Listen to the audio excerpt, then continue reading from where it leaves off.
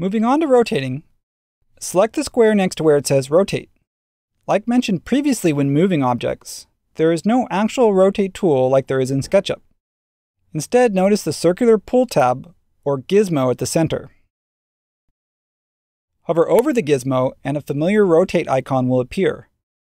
You can pull the gizmo's handle and snap it to any object, or just enter the rotation angle, which you'll see down in the measurements box.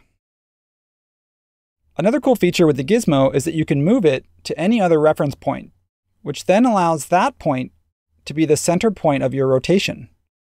For example, let's move it to the corner of the square and rotate again. Or try moving it to the square below and use that as your reference. Hitting Escape or clicking down on your paper space ends the rotate command and resets the gizmo back to its default location. Let's look at one more rotation option we have. Like creating multiple copies of the square while moving, let's rotate the square and hit Option to create a copy. And like before, typing in X and a number of copies we want. Let's say 6 for this example. Moving on to scaling, select the next square down and hover over an edge until a small box with 2 arrows appears.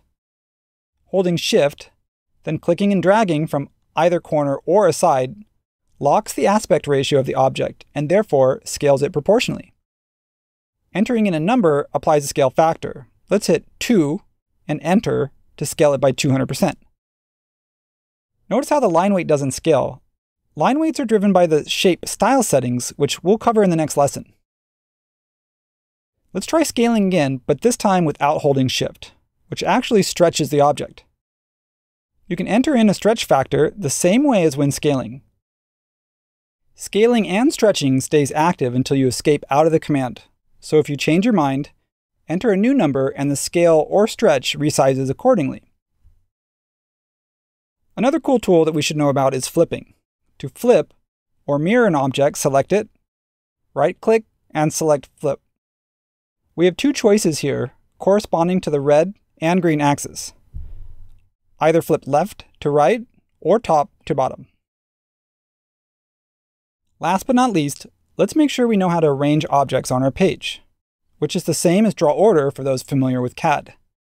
In later lessons, we'll look at how to use layers to control object ordering, but for now, we'll stick with right-clicking and selecting Arrange. We have the option of moving above or below other objects, or sending to the front or back of everything. This can also be done from the Arrange pull-down menu as well.